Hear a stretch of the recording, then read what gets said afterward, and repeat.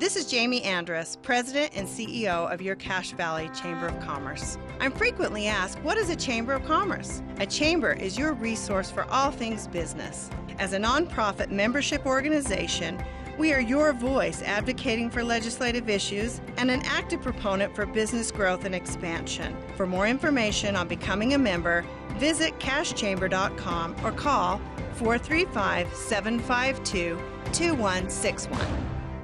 The results are in for the 2021 Best of Northern Utah contest. Best of Northern Utah. Brought to you by Thermo Fisher. Pick up your copy of the Winners Magazine. Pickup locations are listed at bestofnorthernutah.com. Over 300,000 votes were cast to determine gold and silver winners in 164 business categories. Help congratulate these businesses and support all of your local businesses. And thank you for participating in the 2021 Best of Northern Utah contest. News Talk 610 AM, 102.1 FM, KVNU. The following is a paid program of commercial time on KVNU. The information, offers, and claims are solely those of the sponsor and not the opinions of this station, its affiliates, management, or employees. It's time for the Garden Guide with your host, Mark Anderson from Anderson Seed and Garden. New research suggests that people are more likely to eat vegetables if they have a tempting name. What would life be without homegrown tomatoes? Only two things that money can't buy, and that's true love and homegrown tomatoes. From gardening to landscaping. Today we are going to try and create garden eyebrows. Kind of like the flowers are sprouting directly from your hair. That makes sense. Phone lines are open at 753-KVNU or 800-369-KVNU. Kind of like eating vegetables. It's the Garden Guide, now on KVNU 610 AM and 102 FM.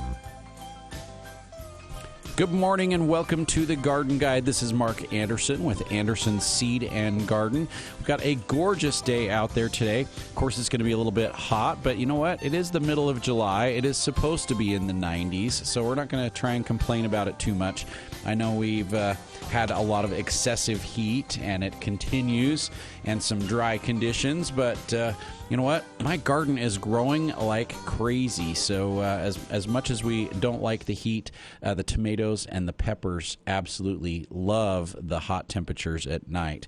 So I'm going to confess here on the show today that we have harvested our first cucumber, our first zucchini, our first zucchinis. Let's see.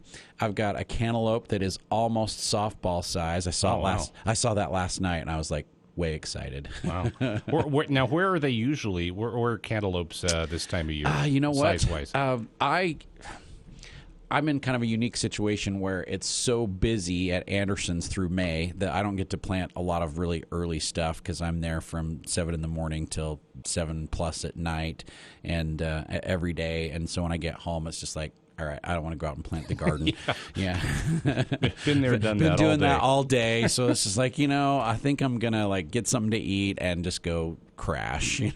There you go. But most of our garden gets planted around Memorial Day. So we finally get, towards the end of May, things kind of mellow down a little bit, but then we get Memorial Day off. So a lot of this stuff I planted from seed on Memorial Day. So the cucumbers, they're usually about 45 days, and you take, Memorial Day, add 45 days to it, and boom, middle of July, here we are. With the cantaloupes, it's generally around the first or second week of August. Oh, okay. And so I've got my fingers crossed they're going to come on a little bit earlier this year because things are maturing faster. So we've had cherry tomatoes that have been ripe. I've got some gypsy peppers that are starting to change color, which is like amazing for this time of year. So like super, super early because the peppers generally... If you grew peppers last year, they just wouldn't ripen. They wouldn't change. They would not change color because despite the 85, 90 degree temperatures that we had all summer last year, it was much cooler last year. If you don't remember, yeah, we got off to a really cool start. It seems like in the spring and early summer. Yeah, but then our nighttime temperatures were in the high 50s, low 60s, and so it was like very, very comfortable all summer last year. I remember maybe 2 nights where we closed the house up and had to turn the air conditioner on because it just was kind of miserable out there. Well, we've had probably 30 days of miserable. Yeah. Oh, I know. ACs have not been off at all. They just keep going at night. Yeah. And you know what? The peppers and the tomatoes and the melons and the cucumbers, they love that warm temperature at night. And so the plants are setting more fruit.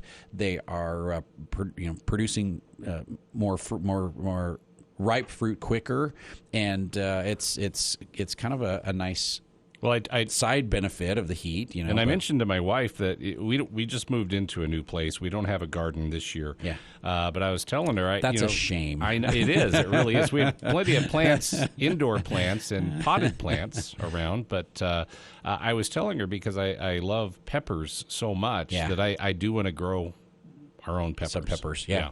So, since you have told me that you love peppers, great story. A few years back, when my kids were really little, my daughters just loved sweet peppers, and so we used to grow a pepper that was called Gypsy, and they loved it, and they just eat it like crazy. They just go out in the garden and just eat them right off the plants because they're so sweet and so good.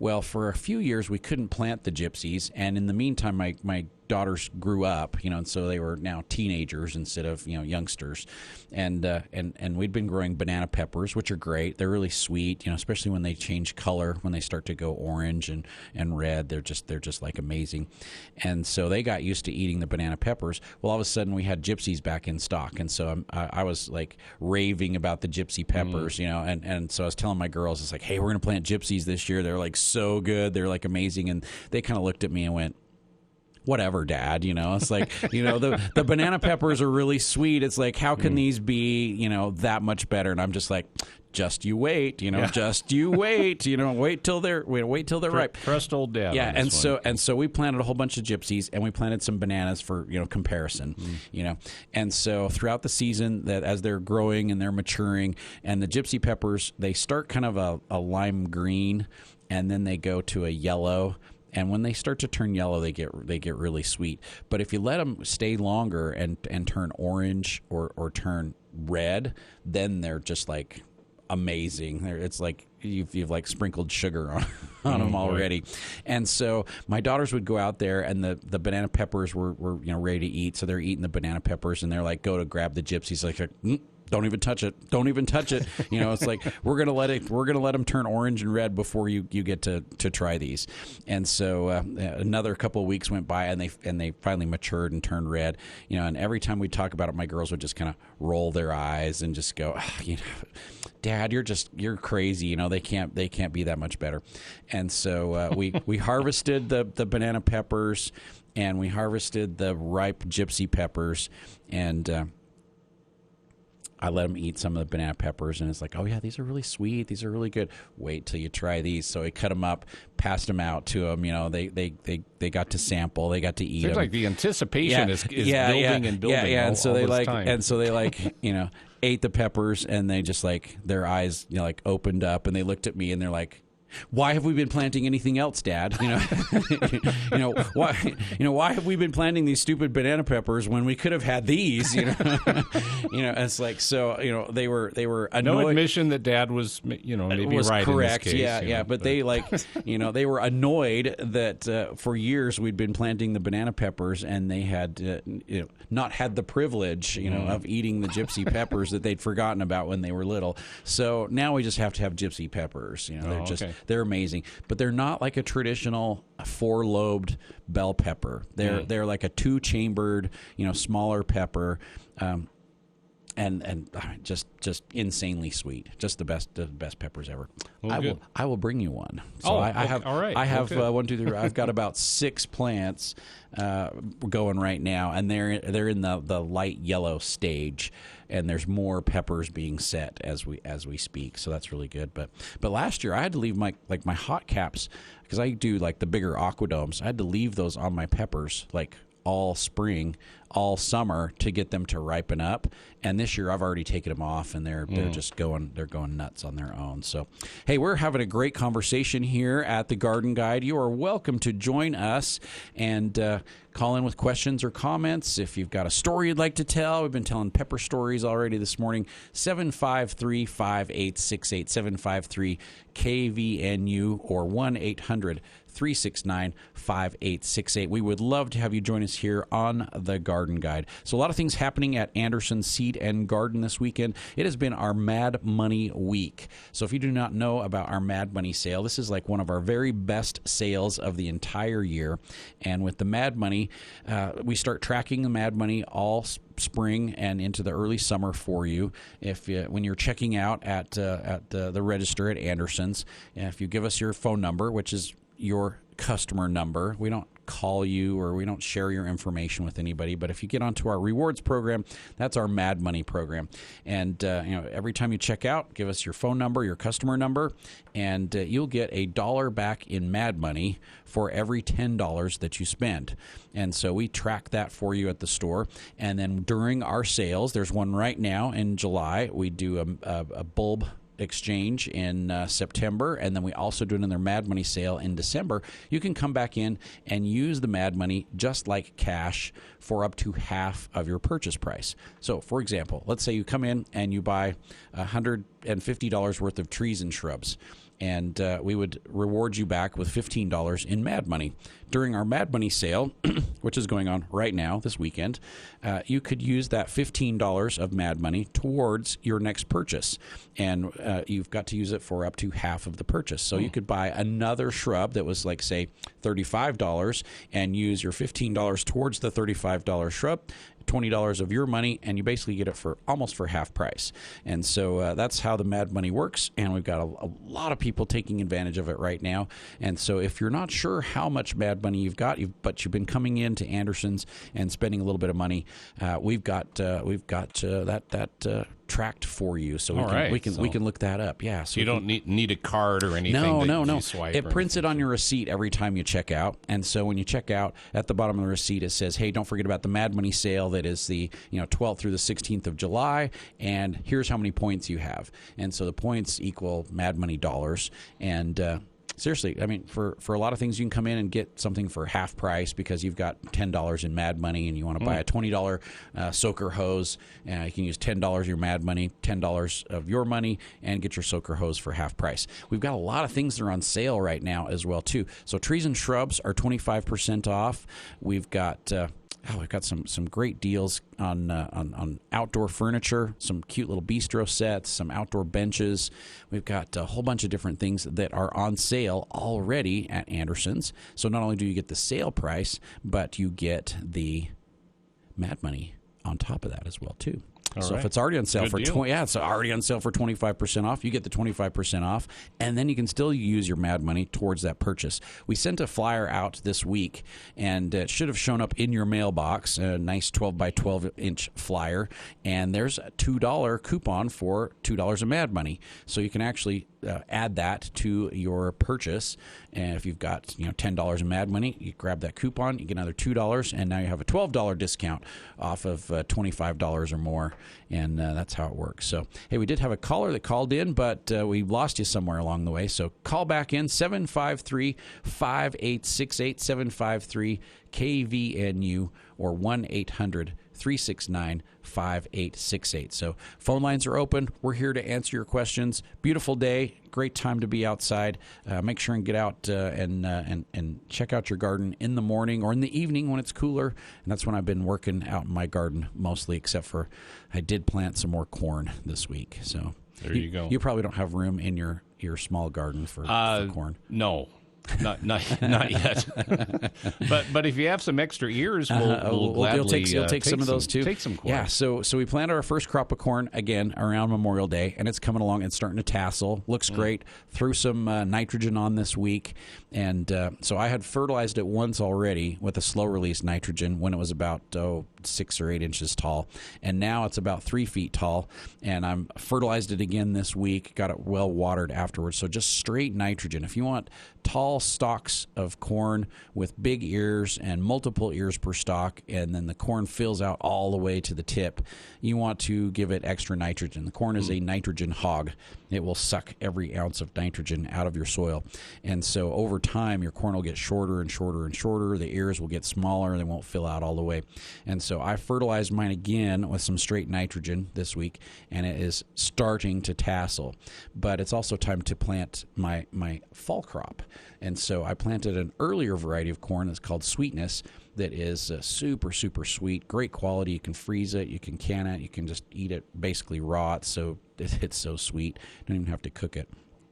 And I planted 2 more 75-foot rows this week. Got those guys planted as well, too. So Sweetness is about a 68, 70-day corn. And so by planting it the middle of July, it'll be ready the first week of September. Oh, wow. Yeah, it'll be ready. Yeah, so nice. Yeah, so it's nice to have that extra crop that comes on a little bit later. And then I tilled up all my peas the other day because they were pretty much done. That was about 10 days ago. And we'll probably put some more beans, and I might throw some more cucumbers and some other quick growers in there. So there's still plenty of time to plant. So if you haven't got your garden planted and you want to get a few things in there, we still have a few peppers left at the store. We've got a few tomato plants. I've got some new tomatoes that I am trying out that I started seedlings. They're a little bit too small to transplant yet, but I'm going to throw some of those out in the garden as well here too, hoping that we can get some fruits in September to sample so we know what these new varieties are like for next year. But you are welcome to call in with questions or comments. 753-5868, 753-KVNU, and we are here to help you answer your questions, find solutions in your garden. A lot of different things we can talk about today on the show. Good time to do another application of an insecticide on your fruit trees. If you haven't done one in the last 2 weeks, this is like prime time for a second hatch of codling moth, so we need to get after those. And we are seeing tons and tons and tons of tobacco budworms in petunias and geraniums. And so if your petunias and geraniums have just stopped flowering, but the plants look really good, you probably have an insect in there, a little caterpillar that's nibbling on all your flowers, even the flower buds before they open. And there's some different things we can do to get those under control as well, too. So call in with those questions or comments, 753-5868, 753-KVNU. And we have a caller. Caller one is Kathy from Idaho. All right. Good morning, Kathy. Welcome to the Garden Guide. Good morning. I am kind of concerned because it's so dry. Yes. And how rarely can I water my fruit trees without hurting them? Great question. In fact, I'm kind of... My dad's got a little orchard, and he's probably got not quite 20 trees. He's probably got about 15 or 16 trees in there. And what I do is we've got some secondary irrigation water, and so I'm not always using that irrigation water. So I will turn just a little teeny trickle on the hose, and I will let it sit at the base of the tree for sometimes an hour or two and just let it soak in really, really well into that area around the tree, and then I'll move it to the next tree. And so, but okay. I'm only doing them like once every 2 weeks.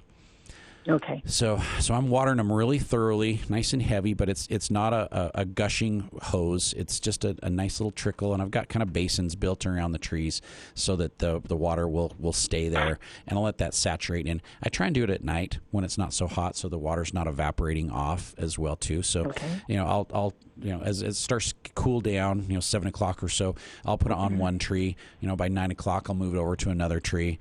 And then at 11 o'clock when I want to go to bed, I'll go shut it off, or maybe turn it way down and put it on one of the bigger trees and let it go all night. And I'll do that like once every 2 weeks, and they've been doing great. Yeah, they've been doing really good. So a lot of people, a lot of people have like cut back on their watering in their lawns and in their yards. Got to make sure that those trees get a good deep watering every 2 weeks, every 3 weeks or so that there's some good soil moisture. Because you're right, Kathy, it's really dry out there. The soil's really dry, and some of these larger trees are going to suffer a little bit if we're not supplementing them a little. So, yeah, go ahead. Okay. Second question. My daughter got me a plumeria start. Okay. And a couple of them have wilted, and so I don't know what to get rid of them. But the one that is growing got overwatered. can I replant it into more soil to save it, or what do I do? That is a great question. I have also killed many plumeria on many occasions, so I feel your pain. One of them just flowered. I mean, I got flowers on it. I know they're so pretty, but they are temperamental and they don't like to get too much water. And so a really, really lightweight soil. Sometimes a lot of indoor gardeners will use kind of the orchid bark that's used for orchids as well too, because you want really, really good drainage. So I would recommend like a succulent soil, something for succulents where it retains a little bit of moisture, but it lets all the excess drain out. That's probably going to be your best bet. And don't water them too frequently. Let the water drain out through. Let them dry out in between waterings. They are a little bit more of a humidity lover, and so it's okay to mist them to keep the humidity up. And our air is so dry right now that it's hard to maintain that. That could be part of the problem. They're definitely more of a tropical humidity lover, and we are not giving them those conditions right now. So no. They're not. Right. A little bit of if I transplant it, the one that's growing really well, they're kind of in the same pot, but I separated them with plastic. Right. And the one that's dying is in the same pot with the one that just flowered. So I'm kind of panicking that maybe I'm killing the one that flowered. Doing both of them, yeah. That's a tough one to say without being able to see it. I would not hesitate to maybe do a little repotting, fertilize maybe once a month. Don't fertilize them too frequently. And what kind of fertilizer should I use on them? For indoor plants, I love the VF11. It's made by a company called Eleanor's. It's called Eleanor's VF11, and it's a really mild fertilizer. It's amazing for houseplants. My mom uses it on her orchids. She uses it on her African violets, and in many cases, they will bloom nearly all year. They just keep going and going and going. So, okie doke. Yeah. Thank you very much. Appreciate your help. You are so welcome. Thanks for calling this morning, Kathy. Have a great one. All right. All right, we've got phone lines open, and phone numbers are 753-5868, 753 KVNU, or 1-800-369-5868. We can take at least one call before we get to the bottom of the hour. We have to take a break. But before Kathy called in, I was talking about tobacco budworms. Now, tobacco budworms are a little small caterpillar. They are excellent at hiding, so they are well camouflaged, and they will hide on the stems of the petunias or on the stems of the geraniums. And at night, they will crawl up the stems. They'll nibble on the flowers, so you'll see chunks of flower that has disappeared off of your petunias. You'll see geraniums that have what looks to be flower buds on them, but no flowers ever open up. They'll actually eat the flower buds out before the geraniums even open up. And they will do a lot of damage in a very short amount of time, and you don't even realize it. All of a sudden your plants have no flowers on them whatsoever. So for our hanging baskets at Anderson's, we've got a whole bunch of them that are like the big cascading petunia baskets, and the ones on Center Street and the ones on Main Street. We actually will treat them every 2 weeks throughout the summer to try and prevent the tobacco budworms, because we just consistently have to deal with them every year. And so there's a couple different options. If you want to go with an organic, natural insecticide, the best one is spinosad. Spinosad's a natural bacteria. It kills caterpillars like crazy, totally non-toxic for people and for pets and for even beneficial insects, but very, very effective at controlling the tobacco budworms. I would recommend use that one once a week even to try and keep those budworms under control. The great thing about spinosad is once they consume it or once they come in contact with it, it paralyzes their digestive system, so they stop eating. So they'll stop nibbling on your plants even if they're not dead right off the bat. Otherwise, a systemic insecticide like insect disease and mite control from bears, excellent. I've got a systemic drench we use from Fertilome that's got a fungicide and an insecticide in there, so you can mix it up and then just water your plants with it, and absorbs it up. Works on diseases as well as on insects. So a systemic insecticide works great too, because it'll work on contact, and it also stays inside the plant for usually 3 to 4 weeks, and will control the tobacco budworms as they nibble on the plants. So very, very effective to control the tobacco budworms, which are doing so much damage right now on people's plants. So just to be aware of. We've got some more callers. Yeah, we have 2 callers on the line. I Do we want to wait? It's about 29 minutes, 8:29 right now. Do you want to? We can maybe take one call. Let's take one and see what we can do. Yeah. Okay. First up is Janet. All right. Good morning, Janet. Welcome to the Garden Guide.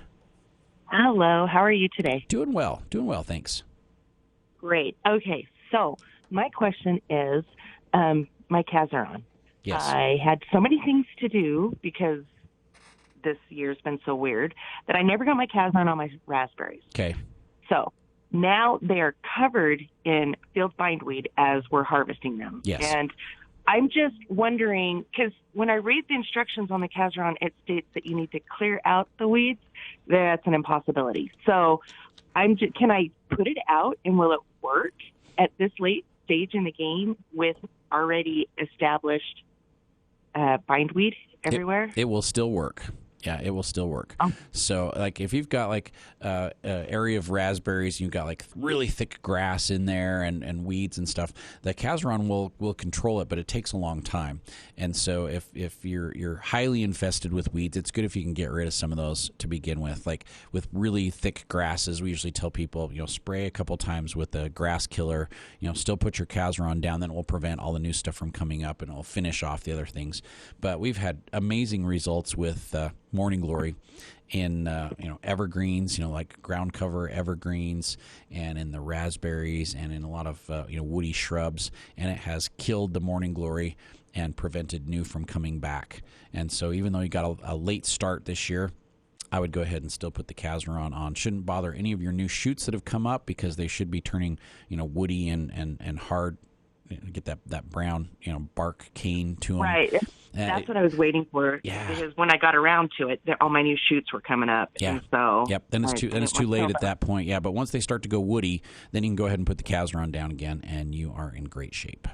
So. Okay. So let me ask you this: how would you put it on a very thick raspberry patch? Do I just broadcast it over it and it'll fall down? Yeah. What do I do? The answer is very carefully.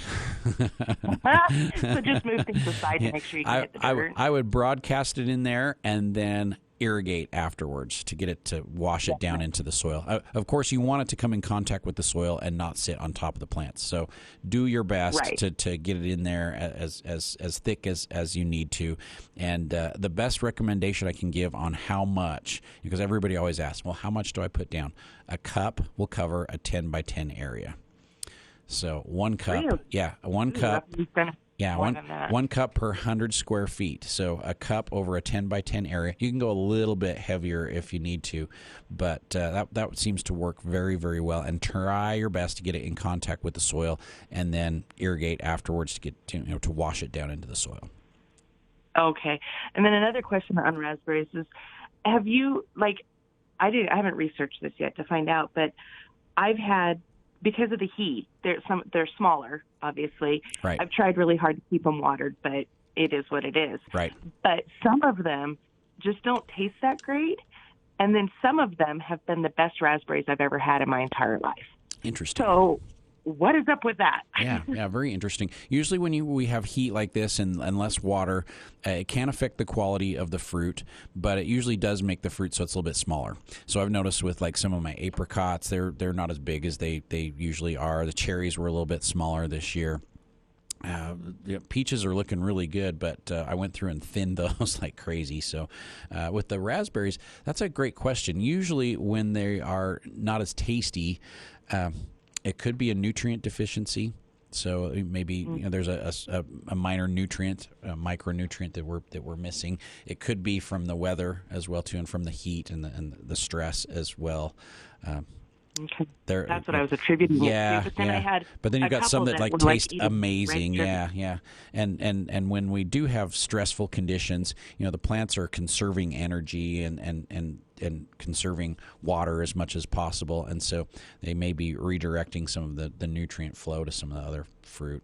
I mean, they're trying to reproduce themselves, so they're producing fruit, especially when it's stressful like this. You usually get pretty good fruit production because the plants are stressed and they don't want to die, so they're trying to reproduce themselves. So that is a little bit of a concern. I've got also. tons. That's what I'm saying. They're going nuts, but they just aren't like they usually are, which is expected. Yeah. But I just couldn't figure out the taste difference right, in right. some of them. There is a really cool product. It's called Bembe, spelled Bembe, and it is made for sweetening up your fruit. And so it's made for vegetables and fruits, and it's a natural-based fertilizer. It's kind of a natural soy protein with molasses and other stuff in there, and it'll actually sweeten your fruit up. It's amazing how lettuce? that stuff works. Will it work on lettuce? It will work on all kinds of fruits and vegetables, so it actually sweetens up your fruit. So it gives them a little bit more of a natural sugar content, and so very, very worth contemplating if you want to try something. Different. But it's called. I didn't even know that was a thing. Yeah, it's called Bembe. Yeah, it's called Bembe. Okay. So, yeah, very, very, very cool stuff. I think. All right, I have some Mad Money left. I think I might be come in and use the Mad Money. I think one of the interesting side effects of the drought is people are going to realize they don't have to water as much as they have in the past because the plants are still going to produce. Yeah, they're still doing really well, but I think in many cases we overwater most of the time, and our plants can get by with a lot less. And I think people are starting to realize that it's like, I can go 3 or 4 days and in between waterings, and my plants are still doing really well instead of water them every other day. So hopefully it's a good thing. Hopefully it's a good thing. So. Well, thank you so much. Thanks for calling, Janet. Have a great weekend. You too. All right. Thanks. Bye-bye. All right. Shall we take a little break before we get to our next caller? I believe we should. Let's do that. So our caller, hang on. We'll be with you shortly. We've got phone lines open, 753-5868, 753-KVNU. And our caller, by the way, was Joan. But it looks like we had lost Joan. Okay. So, Joan, please call back. Give us a call back. And we'll be back in just a few minutes.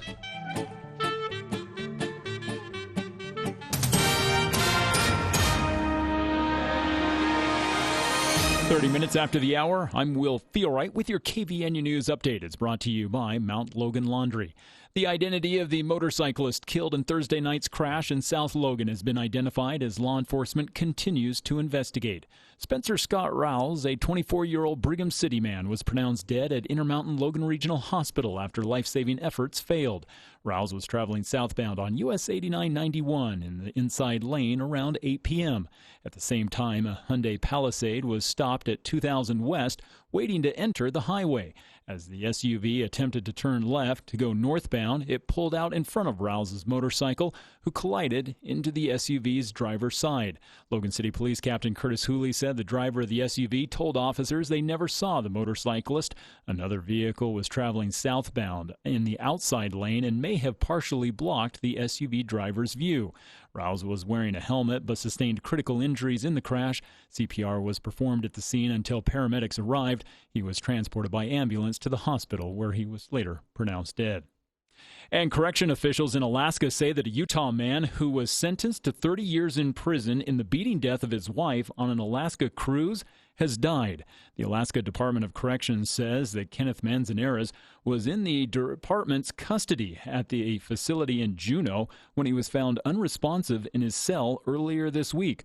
The department says the life-saving measures were attempted before he was later pronounced dead. The department says the Alaska State Troopers and also the State Medical Examiner's Office are reviewing the deaths of individuals who are in custody and will determine the exact cause of Manzanares' death. As of right now, no foul play is suspected. Hot temperatures with clear skies continuing as we're going to stay right around the high 90s, low 100s through the weekend. I'm Will Feelright for KVNU News. From ABC Sports.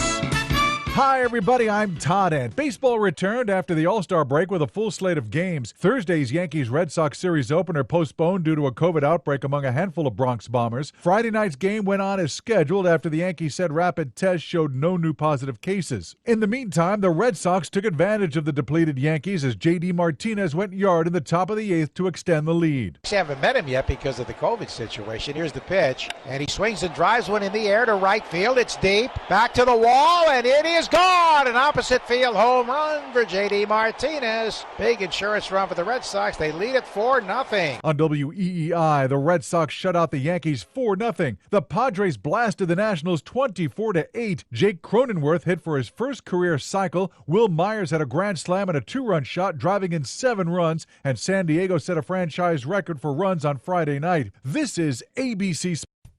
Okay, Cash Valley, it's time to cash in your mad money at Anderson's Seed and Garden.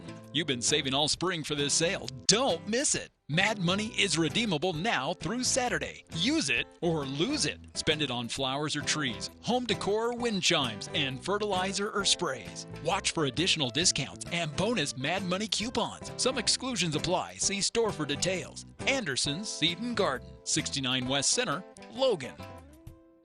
A summer of fun continues July 24th at Garden City in Bear Lake. Celebrate Pioneer Day with a free concert at Heritage Park featuring the rock band Royal Bliss. Enjoy free burgers and hot dogs courtesy of the Garden City Fire Department.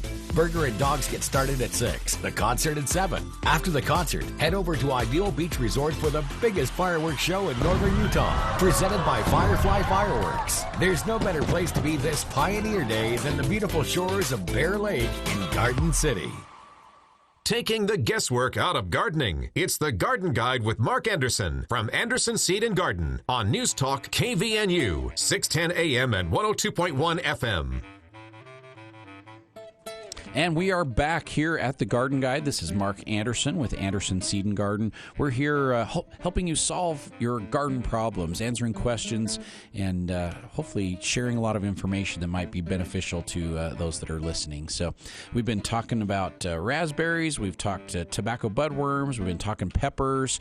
And this is a great time of year where the garden's just really starting to produce. And we dug our first potatoes up last week, and they were plentiful, but they were still kind of small. Yeah, but they were love taters. They were so good. Yeah, they were quite delicious. So I'm looking forward to them growing a little bit more. Plants are big and full and lush. I threw a little fertilizer on those for midsummer application, and they should be going crazy here by the end of the month. So I'm excited about that. So if you'd like to join us here on the Garden Guide, 753-5868, 753 KVNU, and we've got another caller. We have Terry All right. from Wellsville. Good morning, Terry. Welcome to the Garden Guide. Good morning to you, Mark. Hey, listen, my garden looks good except for 2 zucchini plants. Okay. My other 2 zucchini plants look great and are producing, but these 2 zucchinis are brittle and they have holes in them. They're just a tough dip, and they're dying. Yeah. I don't know what's going on. Did they look good for quite a while and then all of a sudden just made a turn for the worse? Yeah. You may have squash bugs, and the squash bugs will affect individual plants. Sometimes they'll get all your plants, and they look like an elongated stink bug. They're brown, have a little bit of a diamond pattern on their backs, and they lay eggs on the undersides of the leaves that are bright orange, so they kind of stand out. But they will bore into the vines of the plants right where they come up out of the ground, and so they don't really affect the root system as much, but they will disrupt the water and nutrient flow through the vines, and all of a sudden your plants will just start to go crispy and flop down. Look like they won't. They look like they're not getting any water, even though you're so I water them. Yeah. They even look worse. And they just lay over. It's because they've damaged the circulatory system, and so they're not moving the water and nutrient through the plant, and they just kind of keel over and die. So I pull them up? You may want to plant some new ones. The great thing about zucchinis is they produce in about 40-45 days. And so you could plant some new ones right now and have a great crop coming on the latter part of August and enjoy it all the way through September, which sometimes the other plants have kind of like worn out at that point. They're not producing as well. And so we kind of like to do a second crop of zucchini so we have a little bit nicer production going on through the fall. But then make sure and treat your plants with an insecticide that will work on squash beetles. Squash bugs are tough to kill, and so you got to use the right insecticide. So some of the older versions of insecticides do not work on them. Some of the newer versions are very, very effective and very low toxicity for people. So I like permethrin. It does a great job on the squash bugs. There's a dust that's called multi-use dust. It's made by High Yield, and it's very, very effective and, again, very safe for you to use, but super effective on the squash bugs. And then the new formulation of 7, not the old version of 7, which was carbaryl, but the new version of 7, which just came out like last year or the year before, that does a great job on squash bugs too. And is that also powder or is that liquid? Liquid.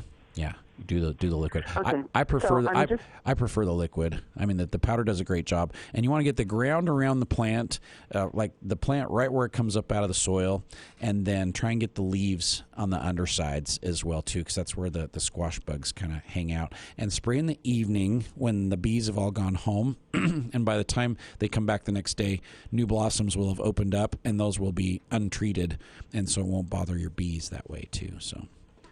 Okay, so only treat my squash. Squashes, pumpkins, and melons. Winter squashes too. They don't bother the melons. Okay. Yeah, they just don't bother the But melons. cucumbers, I've noticed that one of my cucumbers is starting. Yeah, would not hurt to treat the cucumbers, but probably for a different insect. There's been a lot of cucumber beetles this year as well too. So. Okay, how come I didn't spray it with Tempo because they're edible. Okay. All right. Okay, I'll be in to spend my mad money on that. That sounds great, Okay. Terry. Hey, We'll see you. Bye. thanks for calling this morning. All right, have a good one. All right, if you would like to join us here on the guide, 753-5868, 753-KVNU, and we've got another call. We have Kevin from Preston. Good morning, Kevin. Welcome to the Garden Guide. Thank you.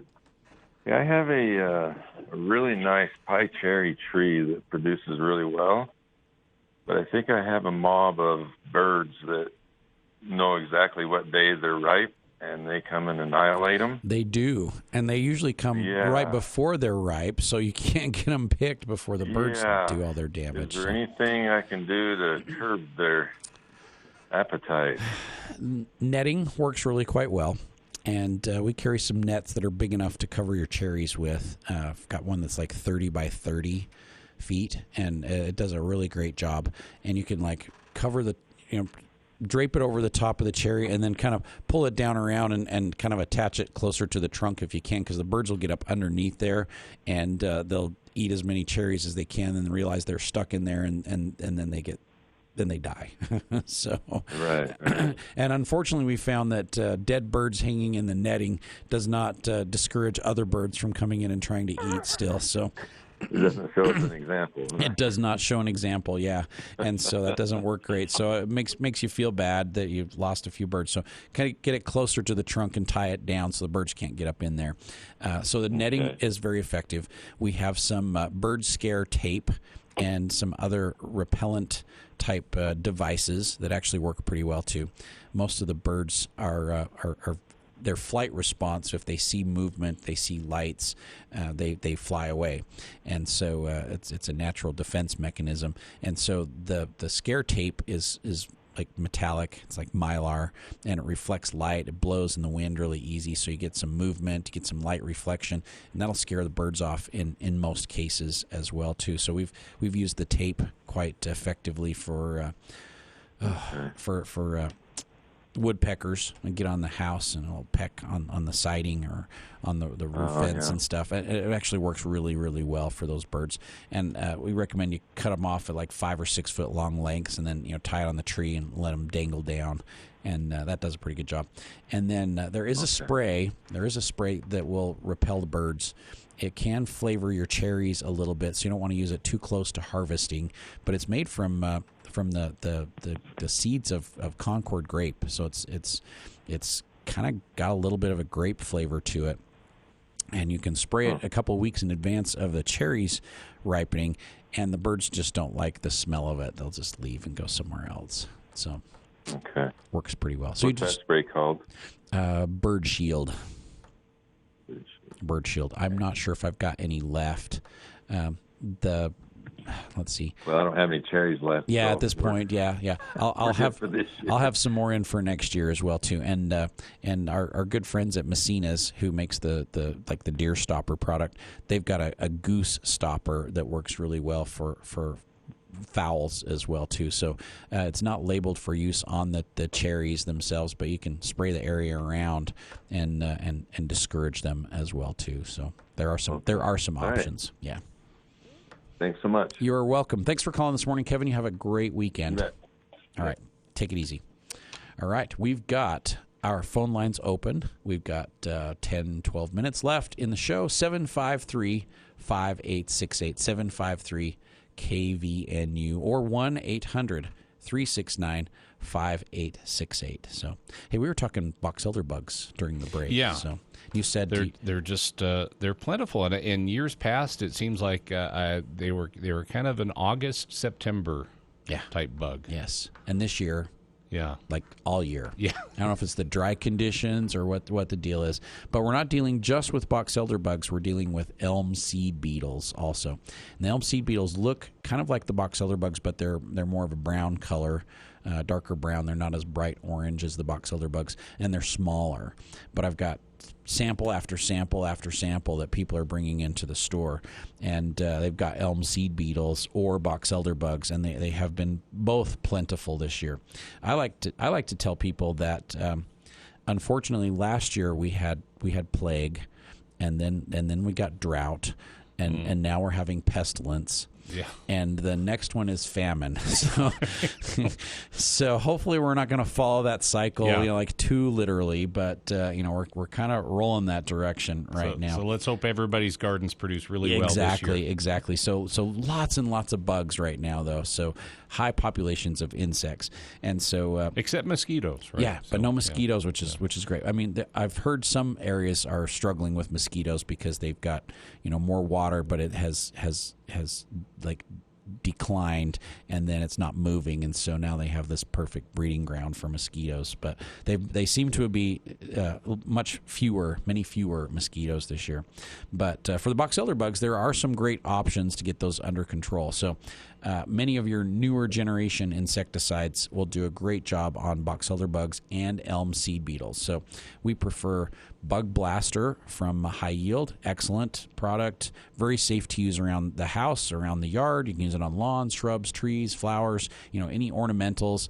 Works great on grasshoppers. So it's going to get grasshoppers. It's going to get box elder bugs. It's going to get spiders, earwigs, ants, anybody who's causing you grief. Does a great job on insects. Had somebody in yesterday, huge infestation of wasps. Oh yeah, we have that too. Yeah, and the Bug Blaster does a great job on the wasps as well too. So wasps, box elder bugs, elm seed beetles, grasshoppers. Those are kind of like the key players right now in the insect scene, and it will do a great job on all of those. Permethrin. Also excellent, safer to use on fruits and vegetables. So it's a slightly different formulation of the same type of product that the Bug Blaster has in it, but the permethrin is labeled for use on fruits and vegetables, so a little bit safer to use if you're going to be harvesting in the near future. And then again, like I said, the newest formulation of 7 is also very, very effective and safe to use on fruits and vegetables right up to the day before you harvest, but it does a great job on the box elder bugs and the spiders and elm seed beetles, grasshoppers, all those guys. So I haven't seen too many grasshoppers yet in my area. That is good because every day I've got about 25, 30 people that come in. They're like, I'm infested with grasshoppers, and it's like parting the Red Sea. There's so many of them out there. So what I did in my garden, and I made another application this week, so I try and do it about every 3 weeks, is I use a repellent. And the repellent is made from cedar oil, and the cedar oil comes in a granule, comes in a liquid, and the insects just hate the smell of it, so they just leave and go somewhere else. I've not noticed that it works on box elder bugs. So I can't tell you for sure if it will be effective on the box elder bugs, but it works great on grasshoppers. So I did another application in my garden this week. It was probably Wednesday that I did that. And I was out there last night, and I didn't see any grasshoppers hopping around. So between the 2 or 3 applications that I've made so far this year, I usually start about mid-June, try and do it about every 3 weeks. So I guess I've done 2 applications so far. Grasshoppers just left. They've just gone away, gone somewhere else. Well, yeah. There you go. That's the way to go. Well, they haven't come to my neighborhood, so that's good. Well, that's the best thing about the repellent is they leave your yard, they go to your neighbors. So, so if you don't like your neighbor, then use the repellent for sure. We've got about 5 minutes left in the show. We could get another caller or possibly 2 in if you want to call in with a question or a comment. 753-5868, 753 KVNU or 1-800 369-5868. And like I was mentioning earlier in the show, Mad Money sale is going on right now at Anderson's. We have a lot of things that are on sale. We've got shrubs. All of our flowering and evergreen shrubs are 25% off, and you can get your additional Mad Money discount on top of those sale prices. We've discounted all of our remaining flowers, the pony packs, the annual flowers, and remaining vegetables down to like 75 cents for a 4-pack. So got some really great deals on a lot of different flowers. Perennials are on sale. They're buy one, get one half price. And so you can do that and get your Mad Money discount on top of that as well, too. And we sent a flyer out in the mail this week, and hopefully you got that flyer. Has an extra coupon in there for $2 of Mad Money, and you can use the Mad Money for up to half of your purchase. So I've had a few people in that were a little bit confused about how the Mad Money works. They thought we were going to give them cash back. Doesn't work quite that way. So, for every $10 that you spend in the store from 1st of March until now, you get $1 back in Mad Money, not in cash, but in Mad Money.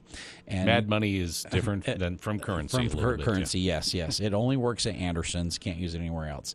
And you can use that Mad Money for up to half of your purchase when we do the Mad Money sales. So if you came in and spent, I think I mentioned earlier, $150 for some trees and shrubs, you would have $15 in Mad Money to come back and spend during our sale, which is right now.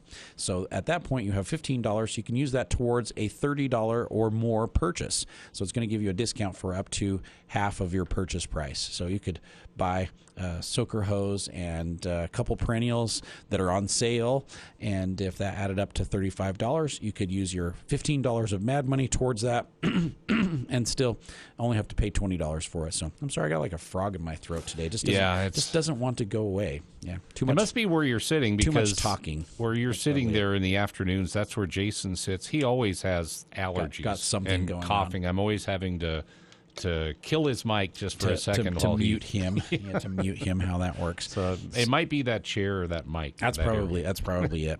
And don't forget that the Wednesday market is going every week on Center Street. And if you haven't been down Center Street lately, you need to go down Center Street. It's gorgeous. There's flowers all over the place. The flower beds look amazing. There's hanging baskets hanging all over, at least on our side of the street. There is. Yeah.